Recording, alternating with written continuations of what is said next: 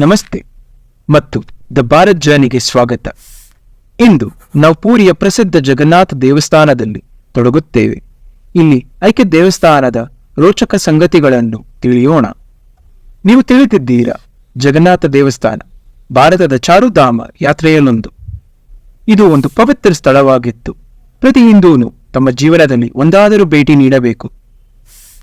ಈ ದೇವಸ್ಥಾನವು 65 ಮೀಟರ್ ಎತ್ತರದ ಭಾರತದ ಅತ್ಯಂತ ಎತ್ತರದ ದೇವಸ್ಥಾನಗಳಲ್ಲಿ ಒಂದಾಗಿದೆ. ಇದು ಪ್ರಾಚೀನ ಶಿಲ್ಪಕಲೆಯ ಅದ್ಭುತವಾಗಿದೆ. ದೇವಾಲಯದ ಮೇಲ್ಭಾಗದಲ್ಲಿ ನೀವು ಸುದರ್ಶನ ಚಕ್ರವನ್ನು ಕಾಣಬಹುದು. ಇದು ಸುಮಾರು 1 ಟನ್ ತೂಕವಾಗಿದೆ. ಪೂರಿಯ ಯಾವುದೇ ದಿಕ್ಕಿನಲ್ಲೂ ನೀವು ನೋಡಿದರೂ ಅದು ನಿಮಗೆ ಎದುರಾಗಿಯೇ ಕಾಣುತ್ತದೆ. ದೇವಾಲಯದ ಅಡುಗೆ ಮನೆ ಪ್ರಪಂಚದ ಅತಿ ದೊಡ್ಡದಾಗಿದೆ. ಪ್ರತಿದಿನ 1 ಲಕ್ಷ ಭಕ್ತರಿಗೆ ಊಟವನ್ನು ತಯಾರಿಸಬಲ್ಲದು. ಇದರ ವಿಶೇಷವೇನೆಂದರೆ ಅಡುಗೆ ವಿಧಾನವನ್ನು ಶತಮಾನಗಳಿಂದ ಬದಲಾಯಿಸಿಲ್ಲ. ಪ್ರತಿದಿನ ಒಂದು ಅರ್ಚಕನು 45 ಅಂತಸ್ತಿನ ಕಟ್ಟಡದ ಎತ್ತರಕ್ಕೆ ಸಮಾನವಾದ ದೇವಾಲಯದ ಗೋಪುರವನ್ನು ಏರುತ್ತಾನೆ, ಧ್ವಜವನ್ನು ಬದಲಿಸಲು. ಈ ಆಚರಣೆ ಶತಮಾನಗಳಿಂದ ತಪ್ಪದೇ ನಡೆಯುತ್ತಿದೆ.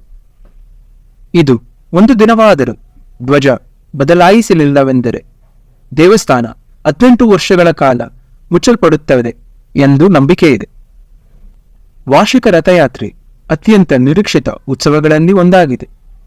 ಇಲ್ಲಿ ಜಗನ್ನಾಥ್, ಬಾಲಭದ್ರ ಮತ್ತು ಸುಭದ್ರ ಅವರ ಪ್ರತಿಮೆಗಳನ್ನು ದೈತ್ಯ ರಥಗಳಲ್ಲಿ ತೆಗೆದುಕೊಳ್ಳುತ್ತಾರೆ.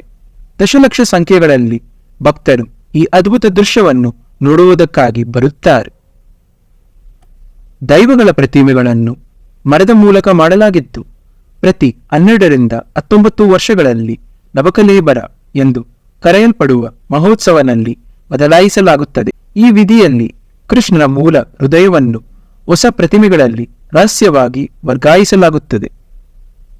ನಮ್ಮ ಅದ್ಭುತ ಪರಂಪರೆಯಿಂದ ಇನ್ನಷ್ಟು ರೋಚಕ ಕಥೆಗಳು ಮತ್ತು ವಿವರಗಳನ್ನು ತಿಳಿಯಲು ದ ಭಾರತ್ ಜರ್ನಿಯನ್ನು ಫಾಲೋ ಮಾಡಿ.